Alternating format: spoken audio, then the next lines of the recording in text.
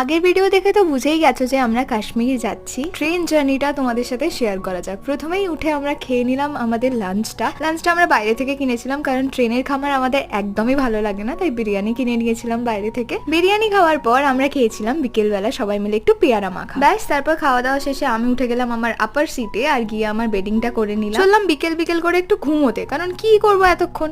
তারপর ঘুম থেকে উঠে দেখি এরা নিচে চা বানাচ্ছে। আরে বাবা, আমি তো দেখেই শখ যে এত কষ্ট করে কেটলি এনেছে, ওরা চা বানিয়েই খাবে। যাই হোক, তারপর সন্ধ্যাবেলা আমরা সকলে মিলে ভাই বোনেরা বসেছিলাম একটু লুডো খেলতে। আর এই দেখ, ট্রেনের ভেতর থেকে বাইরেটা কি সুন্দর দেখতে লাগছে। লুডো খেলার পর আমাদের উনোর আসরও বসেছিল একবার। তারপরে ডিনারটা শেষ করে আমরা চলে যাই ঘুমোতে। ঘুম থেকে উঠে এটা ছিল পরের দিন সকাল। একটা দিন ট্রেনে কাটানোর পর কি বোরিং যে লাগছে তোমাদের কি বলবো। তারপরের দিন সকালে ব্রাশ করে আমি খেয়ে নিয়েছিলাম একটুখানি ঝালমুড়ি। বোর হতে হতে আর ট্রেন লেট করতে করতে আমাদের টানা 38 ঘন্টা আমরা কাটিয়েই নিলাম। তো চলো এবার জম্মুতে নামবার পালা, বাকি ভিডিও আসছে।